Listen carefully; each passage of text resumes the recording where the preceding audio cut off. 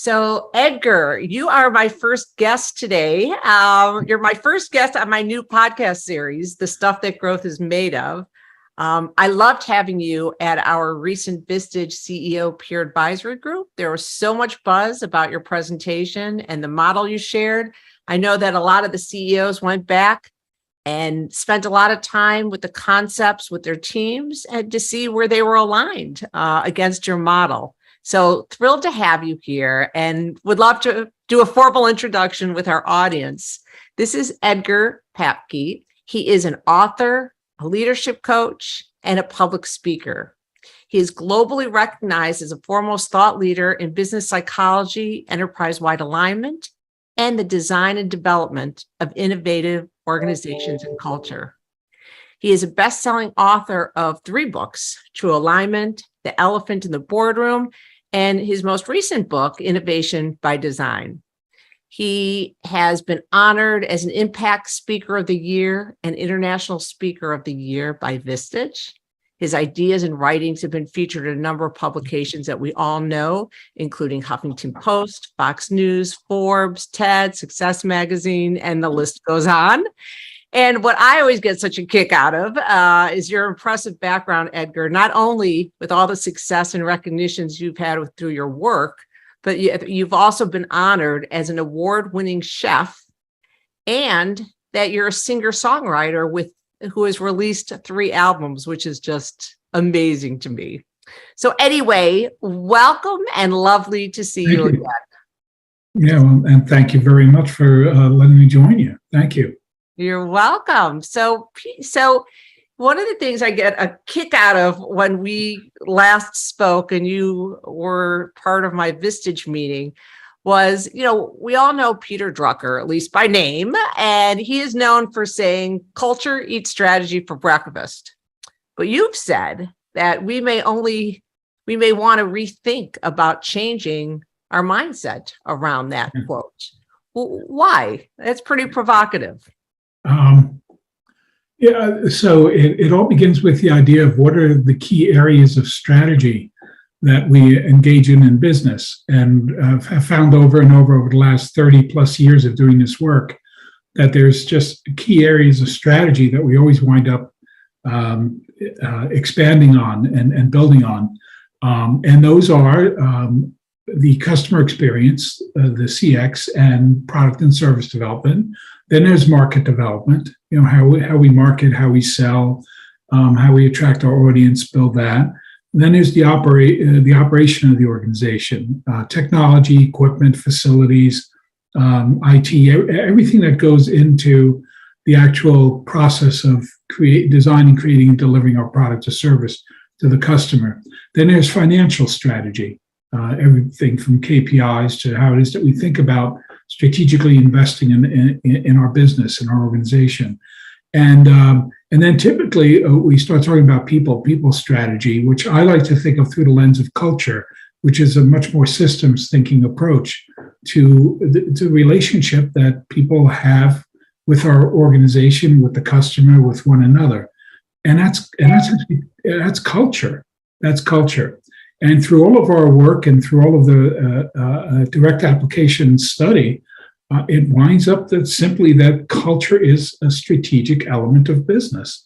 And if you're not strategically thinking about culture, then culture is going to do you. It's that old expression of, well, if you don't do culture, it's going to wind up doing you, and you're not going to really be able to do it intentionally.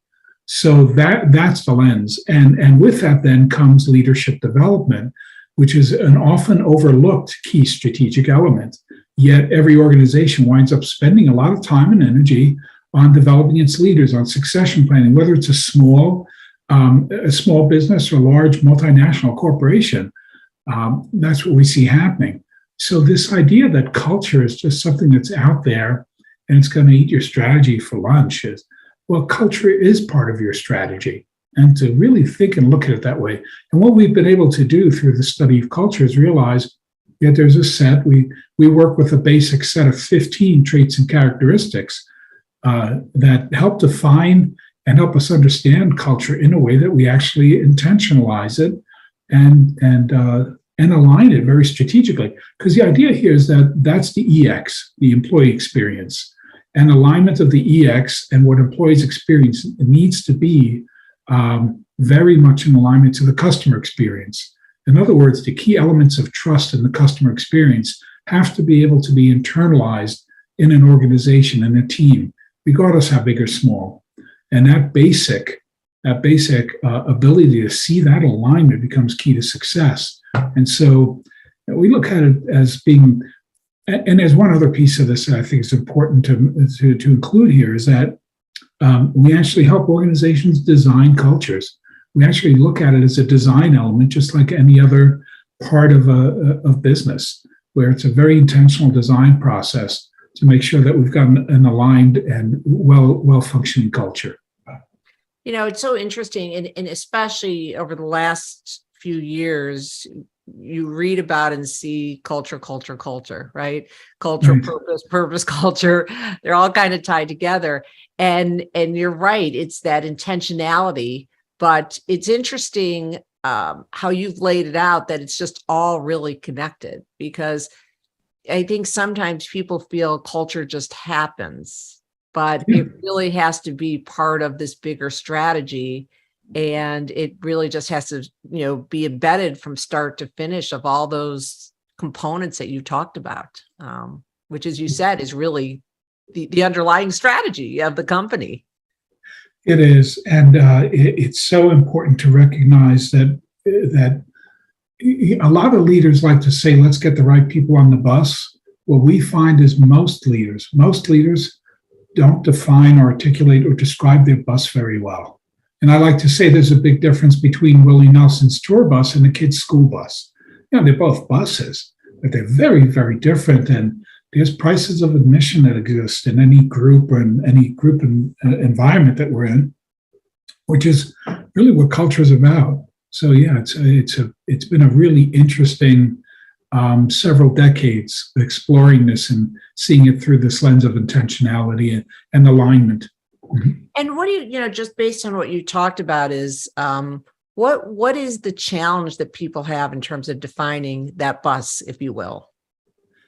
Yeah, that's an excellent question. It begins with framework. Again, looking at it from a systems thinking approach, to look at cultures as human systems that we engage in. And for the most part, it's not having a measurable, observable framework through which to understand, to interpret, to assess culture, and then, of course, to think about strategically and through a design mindset of how intentional we can do it. So it begins with framework, having a set of characteristics and traits that are observable and measurable, and that we understand can be influenced by different forms of strategy that we'll engage in. Thank you for that. Mm-hmm. So can you provide, you talked briefly about the components of that, it's real part of strategy. I know you've got this alignment model that, as I said, my group was blown away at. Is that something that you could share with the group, with the audience on the podcast as well? Yeah, sure. The true alignment system, the model itself, focuses on 4 key elements. So we understand that every organization needs a sense of purpose and mission, of answering the question, for what and why do we exist in the first place. And then there's that idea that we have core values and ways and sets of beliefs about what is acceptable and unacceptable and how we go about performing well. And then we have a future vision, which is an articulated future state of what we intend the organization to look like. Again, key areas, market development and financial and all the different ways that we articulate what we'd like the organization of the future to look like. And then in that context, so we're talking, then we start looking at it through the lens of, well, what is the what and the why, and then the how that all comes together. So there's 4 key elements that we work with then within that construct. So there's purpose and mission and values, and then there's a future vision. How do we get there? 4 distinct elements: the customer experience, which is really about our product and service experience. Then we have brand, how we articulate internally and externally. How do we articulate and align to the value that we provide to the customer? And then there's the third element of culture. And cultures, again, it's all about how people interact with one another. That's the richness of the how we actually work with one another, and what does that look like? And then leadership and leadership influence across that entire system. And we realized very quickly then not only are leaders responsible for the strategy of the organization and how it is that we engage in and successfully implementing our strategy and our plans for the future and how to get there. It's also through behavior, how do we role model and reinforce the behaviors that people associate with success? And so you can see that all the way through. And one of the things that we've discovered that's so powerful is what is at the core of the human motivation of leaders shows up without them even being conscious of it, shows up not only in terms of how they think strategically, it also shows up in how they role model and reinforce the desired culture.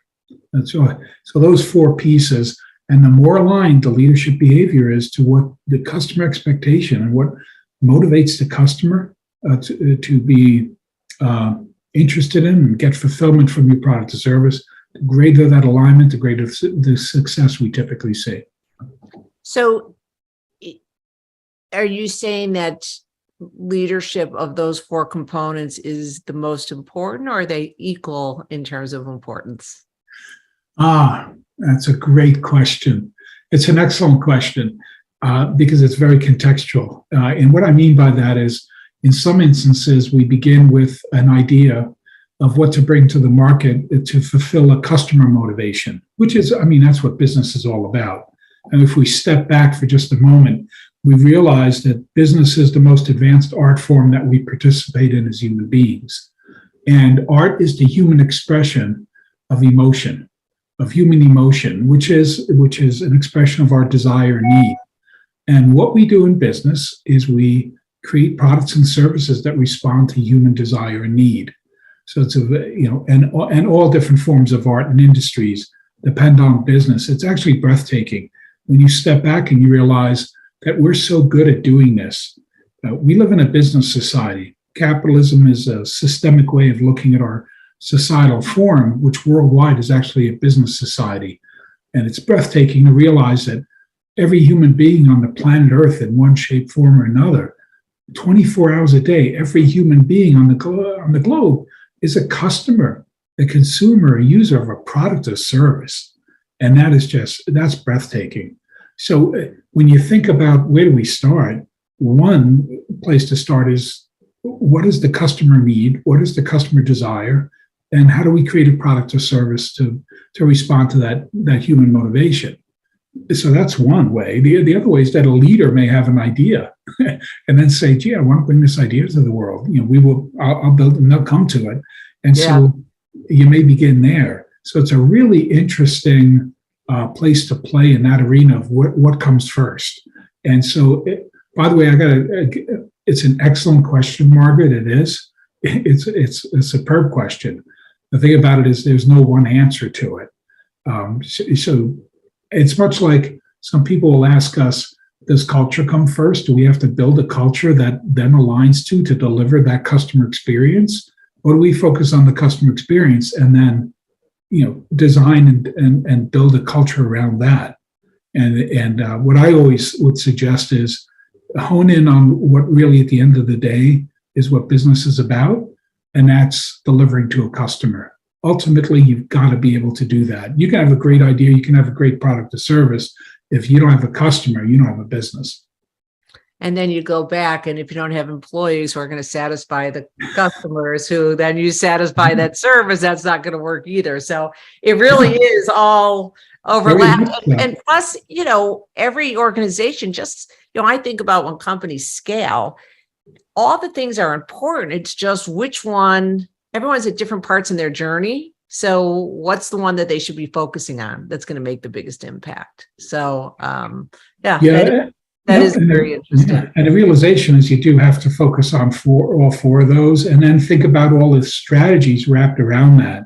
So I always like to suggest a vision for your business, for your organization, is that desired future state. What does that look like a couple of years, a few years down the road?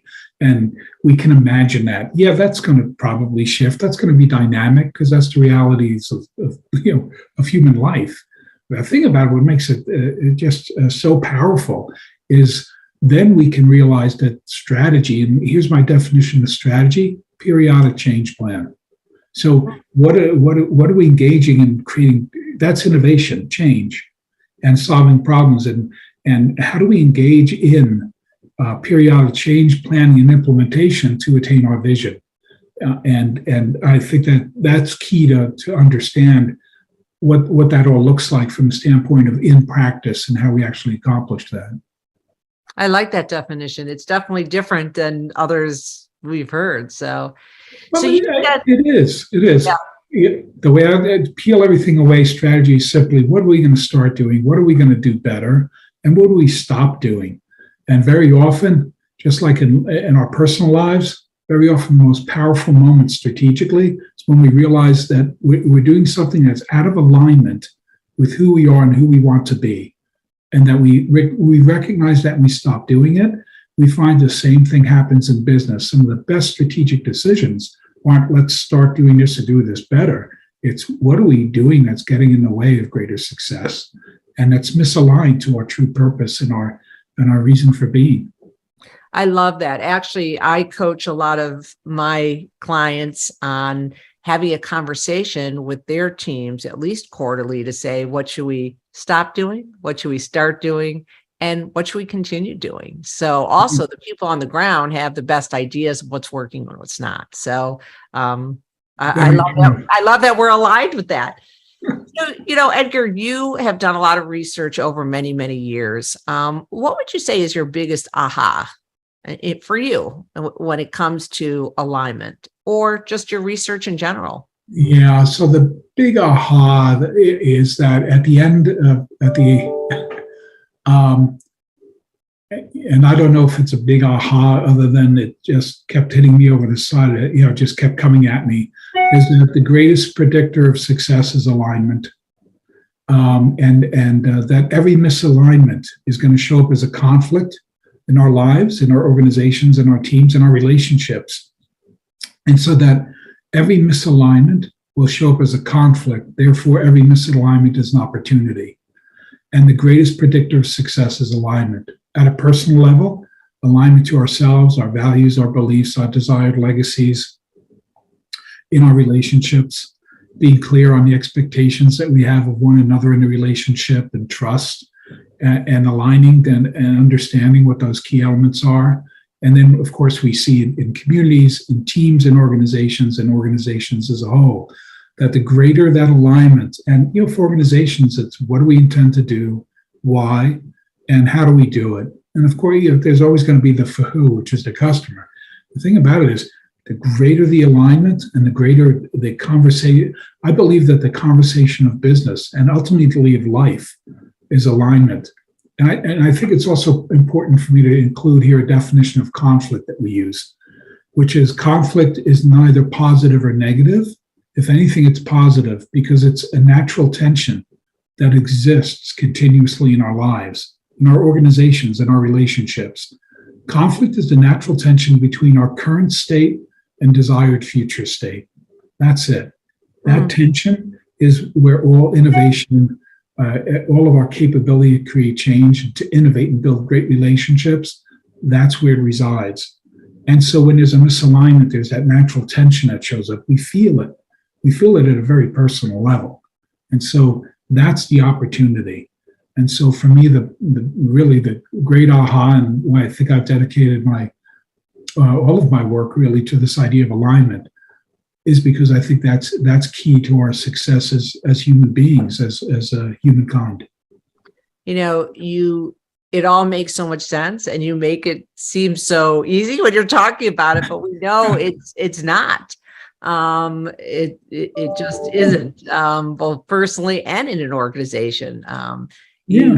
Getting everyone on the same page is so key. And I love and never really thought about that. Really, that misalignment is where that innovation occurs, which makes makes total sense, but I never thought of it that way. That's the source of the magic. It really is. Yep. Yeah. So what are the one or two biggest mistakes that you see leadership teams making in terms of aligning their organization? There's a lot, all of a sudden, a lot of thoughts come rushing through my mind in answer to that question, because it's difficult then to choose a couple that are, I think one of the big mistakes is that there is not enough, I suppose, willingness or sense of safety in having the difficult conversations.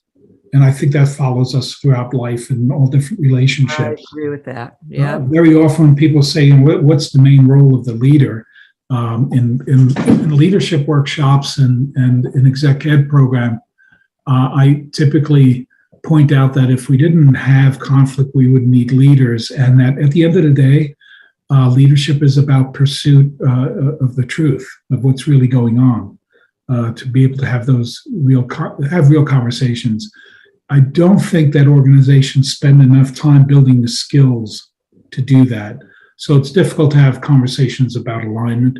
And then the second one is, I think that regardless of what system or process that organizations will use to manage their performance, to be able to track their KPIs and to be able to understand what's going on, there's always this gap between data and problem solving, because data requires contextual inquiry, and contextual inquiry is a key element, and use of data analytically is a key element to solve problems. After the publication of the book Innovation by Design, we asked over 1,000 leaders, what's the main barrier to innovation in your organization? Top three answers. Number one, lack of problem-solving skill and process. So we don't do enough to engage, and that actually is one of the key characteristics of high-performing cultures, is that there's an understood way in which we take on difficult problems, we identify the right problems that need to be solved, and we innovate. The second one, surprisingly, is a lack of conflict management skill. Yeah. Unless you can manage conflict, and what we have found is, if you engage in embedding a shared approach to problem solving in an organization, a design thinking based problem solving approach, and at the same time, you're teaching people how to manage conflict effectively. And then the third one is strategic misalignment, a lack of clarity through organizations. And I'm no longer surprised when I get to interview executives and people through an organization, and I ask them about their vision and core strategies, that I get different answers from different people in the same organization, on the same executive team. Yeah. Which is always, for me, that happens a lot. Right. You're absolutely right. It does, because that's number 3 on the response list. Yeah. So when I think about what really challenges organizations is they don't focus enough on the conversation of alignment. They don't have a way of approaching in a shared understanding of what problem solving looks like, and that's part of that difficulty of not being able to teach people and role model what great conflict management, how to manage different viewpoints, how to take different ideas and really make something wonderful of it. Well, and also so many people just avoid conflict because it's uncomfortable. So even getting people to the table to begin to have a conversation, let alone having the skills to discuss it, it's just getting them to even want to address it, because it is uncomfortable, right? So what do you think? What do you think the number one? And this is again based on survey of over 3,000 leaders, actually over 3,500. What do you think the number one reason is why leaders avoid conflict? I don't know. What? Lack of competency. It's the fear of failure. because we don't spend enough time really honing those skills or being taught, here's really how you manage conflict well, and you manage it constructively. That's the number one reason. Interesting. The number two is, Sorry, go ahead. Sorry. I was just going to say, number two is I've got more important things to do, which that's a complete fallacy because you make your living as a leader managing conflict. And number three is I'm afraid that I won't be liked, which ties to the human motivation for affection, for acceptance, which tests our ability to be open and honest about what we think, see, and feel. And if I tell you what I really think, see, and feel, you may reject me for it. So when leaders say, you have to respect me, you don't have to like me, not true. We all want to be liked. It's so funny when you were talking about those things, what came to mind is one of the reasons after I said I didn't know, and then you answered, I was like, I do think this vulnerability piece, which is the piece you just touched on now, is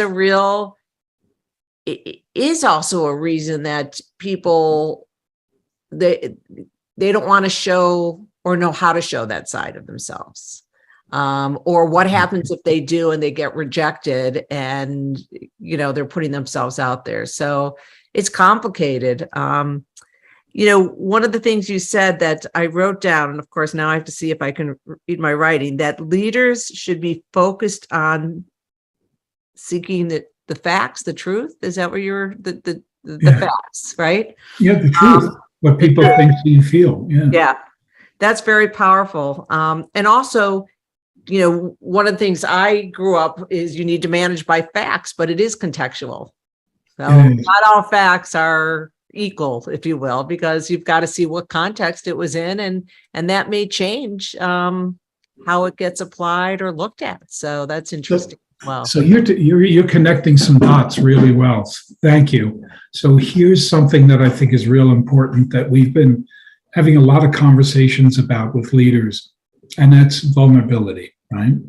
Now, when you ask somebody about vulnerability and the act and the demonstration of vulnerability, people will talk about how able they are, willing and able they are to disclose what they think, see, and feel, to let others really see the true self. What's so powerful about vulnerability is moving it to the other role, which is the listener. So one form of vulnerability is being able to express and tell what I think, see, and feel. The other one is to be able to listen to someone else with vulnerability. And we find with leaders, that's truly the test. How well can I fearlessly listen to what you want to or have to tell me, that I'm actually open to hearing it in a way that I'm able to listen to it. So this idea of vulnerability is not just how do I express vulnerability in what I say, it's how do I show and express vulnerability through how I listen and how I hear. Because most of our defenses show up not when we're speaking. It's typically we get triggered when somebody's telling us, or we experience feedback, or we experience something in our world, and how vulnerable and open we are to receiving it in a true way to ourselves. That I find is truly a part of it that I think leaders will eventually discover that they need to pay attention to. Well, and that hearing is such a key word, right? I mean, you can listen or think you're listening, but the hearing, and something is, you've been a Vistage speaker for a long time. This is something that we about 1,300. Yeah, which is amazing. Not years. Yeah. But it's something that we really focus on is having a safe place where you could be vulnerable, but that hearing is such an important piece of it. So thank you for sharing that. So, one or two last questions. What would you say, and maybe they're the same things as it's the reverse. We just talked about what are some of the things you see that people make mistakes, but if our audience was to take one or two critical success factors, or what should I do now, Edgar, what would you suggest? The first one is to look at alignment and look at business through the lens of aligning the elements. In other words, to take a systemic approach to business and see where the alignments are through the keys the key elements of the customer, your brand, how you communicate your value internally and externally, culture and leadership, and how that needs to also then be alignment with your mission, your purpose, your values, and what your desired future state, your vision. And to do that, I can tell you that over the close now for 3 decades of doing true alignment work in organizations, the number one piece of feedback is that they have a framework, a systemic framework through which to see their business and a shared set of terminology. In other words, shared terminology, our ability to speak to and have a common understanding of what we're talking about and using common language is key. The great inventions of humankind, there's the wheel, there's all kinds of wonderful technologies we're playing in. If we unpack everything, probably one of the most innovative elements that we've brought to life is language as human beings, and it's just phenomenal to have a shared language. So I think that's one. The second one is to see the world through what I call other people are using this term as well now. It's the age of awareness. We've gone through agriculture, we've gone through knowledge, the technology, information age and technology era. And if you start to see those all historically, we are now in this place of the age of awareness. And more than anything else, the pandemic has kind of hit home on that one to say, we are now more than any other time in the history of humankind able to understand ourselves and what motivates us as human beings and what the true psychology is, individually and collective psychology of humankind is, and that being able to see and really accept business as human-centered, that it truly is about creating products and services that respond to human need and desire, and be able to work through that lens, I think is one of the greatest and most valuable gifts we can give ourselves right now. To just be clear that that's where we are right now in our history, which is also why I think there's a much greater level of concern over polarization, over our inability to manage conflict well, to have better dialogue than we've ever had. And it's actually one of the reasons I founded the Global Dialogue Project, which is intended to bring dialogue and problem-solving skill to more people. Yeah.